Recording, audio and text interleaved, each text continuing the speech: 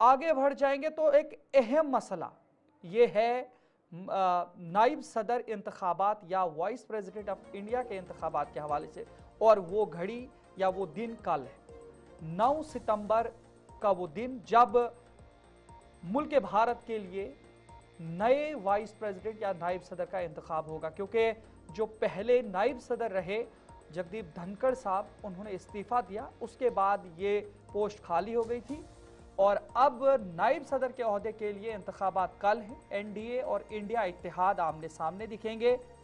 ताहम आपको बता दें, जो मेंबरान पार्लियामान जिसमें लोकसभा और राज्यसभा के जो मेंबरान हैं उनकी कुल तादाद 782 है और पार्लियामान का जो इंतखाब है उसमें हिस्सा ये ले सकते हैं।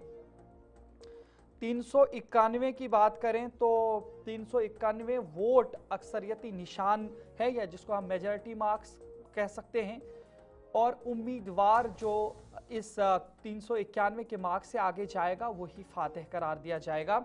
इस हवाले से हमने कुछ स्पेशल ग्राफिक्स बनाने की भी कोशिश की गई है। फुल स्क्रीन पर आपको वो ग्राफिक्स दिखाने की कोशिश करेंगे कि सबसे पहले जो आप देख रहे हैं आपके सामने, नाइब सदर इंतखाबात 2025 के अंदर पार्लियामेंट के अंदर लोकसभा में 542 अराकीन जो अभी चुने हुए हैं, एक नशिस्त फिलहाल खाली है और कुल नशिस्तें हैं 543। इसी तरह राज्यसभा के अंदर 240 अराकीन अभी एट प्रेजेंट मौजूद हैं, 5 नशिस्तें इस वक्त राज्यसभा सीटें खाली हैं, उसमें कुछ जम्मू कश्मीर की सीटें भी हैं, और कुल नशिस्तें 245 हैं। तो कुल मिलाकर के जब हम इन वोट्स की बात करें या जो कुल अराकीन हैं वो बनते हैं, आप वापस कर दीजिए ग्राफिक को, तो कुल अराकीन 782 अराकीन पार्लियामान है, और ये जो मेजॉरिटी मार्क है या जो कसरत के लिए दरकार वोट हैं वो 391 है। यानी कि जो पॉइंट है जहां से आगे एक उम्मीदवार को जाना है जीत के लिए, वो 391 का आंकड़ा है। अब आगे बढ़ जाएंगे तो बात करेंगे नाइब सदर इंतखाबात में सियासी जो इत्तेहाद हैं या जो इत्तेहादों की मौजूदा पोजीशन है।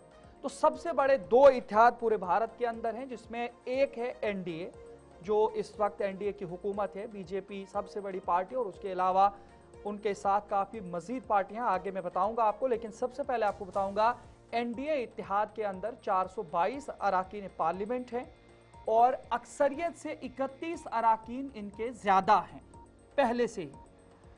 लेकिन अब चूंकि कल जो इलेक्शन है, काफ़ी सारे लोग जो इसमें अराकीन पार्लियामान हैं, क्या उनमें से सारे लोग वोट करेंगे एनडीए के उम्मीदवार को, नहीं करेंगे? क्या कोई बीमार तो नहीं रहा?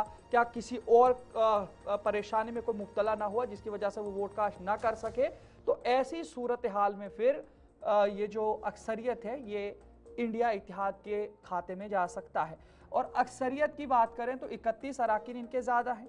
वहीं पर इंडिया इत्तेहाद की बात करें तो 312 अराकीन पार्लियामेंट इनके भी है, जो लोकसभा और राज्यसभा दोनों के अंदर इनकी तादाद है, और ये 79 यानी 79 अराकीन से कम है। और फिर वापस आ जाइए, फिर से एक बार दिखाने की कोशिश करेंगे, क्योंकि जो गैर वाबस्ता अराकीन है, अब कुछ ऐसे लोग भी हैं जो ना तो एनडीए के साथ है ना इंडिया के साथ है, तो उनकी तादाद भी 48 है। और ये 48 बहुत अहम रहने वाले हैं, क्योंकि ये 48 क्या एनडीए के समर्थन में जाएंगे या इंडिया इत्तेहाद के समर्थन में, और क्या पूरे 48 किसी एक में जाएंगे या इनमें से कितने एनडीए को और कितने इंडिया को जाएंगे, ये कल पता चलेगा। और कुल अराकीन पार्लियामान है 782। आगे बढ़ेंगे, अब अलग अलग करके आपको सुनाने की कोशिश करेंगे। सबसे पहले एनडीए इत्तेहाद में लोकसभा और राज्यसभा के अंदर कितने अराकीन हैं, तो बीजेपी के इसमें 240 हैं, इसी तरीके से टीडीपी है उनके 16 है, और दीगर कई पार्टीज हैं, तो कुल मिलाकर के ये 93 है। इसी तरीके से आगे बढ़ेंगे, एनडीए इत्तेहाद के बाद जो इनके राज्यसभा के अंदर मेंबर हैं वो कुल मिलाकर के 134 हैं, जिसमें बीजेपी के पास 102 हैं। इसके अलावा जो बकिया पार्टी से किसी के पास 4 हैं, किसी के पास 3, किसी के पास 2 और किसी के पास 3 है।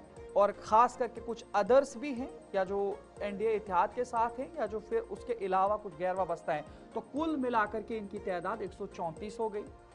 इसके बाद इंडिया इत्तेहाद की बात करें तो इनकी जमातें भी हैं, जिसमें कांग्रेस को सबसे ज़्यादा 99 हैं। उसके अलावा जो बकिया है, किसी को 37 हैं, किसी को 28 हैं, किसी को 22, किसी को 8, किसी को 5, और कुल मिलाकर के इनमें भी जो दीगर पार्टियां हैं उनमें 55 हैं। तो कुल मिलाकर के 249 इंडिया इत्तेहाद के पास लोकसभा के अंदर अराकीन पार्लिमान है। आगे बढ़ जाएंगे, वहीं पर बात करेंगे इंडिया इत्तेहाद का जो राज्यसभा के अंदर आंकड़ा है वो कुल मिलाकर के 106 है, जिसमें 27 ऐसे लोग हैं जो कांग्रेस के अराकीन पार्लिमान, उसके अलावा किसी के 13 हैं, किसी के 10, किसी के 5, 4, और जो दीगर है अदर से 47 है। कुल मिलाकर के इनकी तादाद 106 हो जाती है। आगे बढ़ेंगे,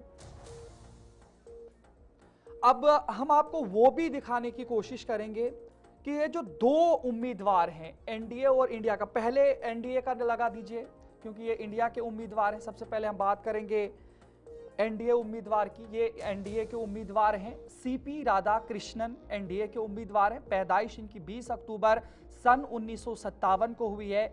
मकाम था त्रिपुर, तमिलनाडु, यानी ये तमिलनाडु से हैं और इन्होंने तालीम बिजनेस एडमिनिस्ट्रेशन में की है, बीबीए किया है। अब इनका सियासी कैरियर देखते हैं, क्योंकि ये पहले से सियासतदान रहे। आरएसएस के रजाकार की हैसियत से सियासत का इन्हें आगाज हो गया। 1996 में बीजेपी तमिलनाडु के सेक्रेटरी मुकर्रर हुए। 1998 में अगर बात करें तो बीजेपी के रुकने पार्लिमान भी ये मुंतखब हुए कोयम्बटूर से।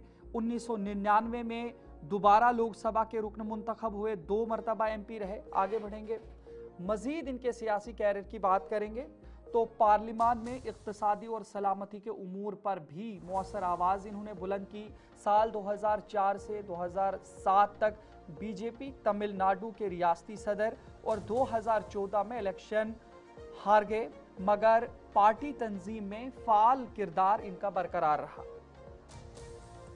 इसके अलावा साल 2016 था 2020 कोयर बोर्ड के जो चेयरमैन ये मुंतखब हो गए। 2020 से 2022 बीजेपी के केरला इंचार्ज ये रहे।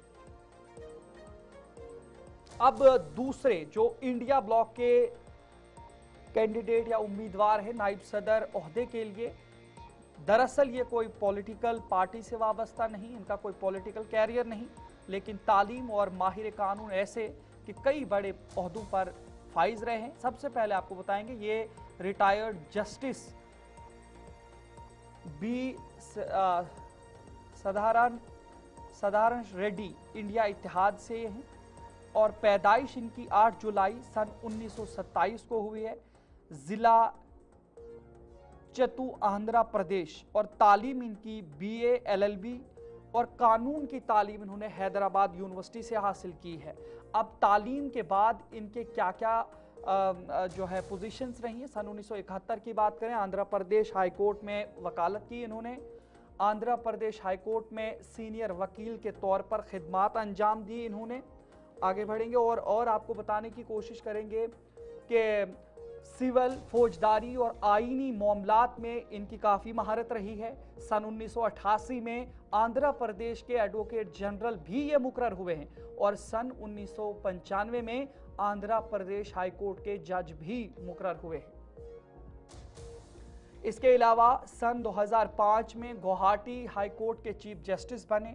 2007 में सुप्रीम कोर्ट ऑफ इंडिया के जज मुकर्रर हुए। इसके अलावा सुप्रीम कोर्ट में कई अहम आईनी मुकदमात की समाअत इन्होंने की। अदलिया की आज़ादी और इंसानी हुकूक पर काफ़ी वाज़े इन्होंने काम किए, और मजबूत मौक़िफ़ भी इनका इख्तियार रहा है।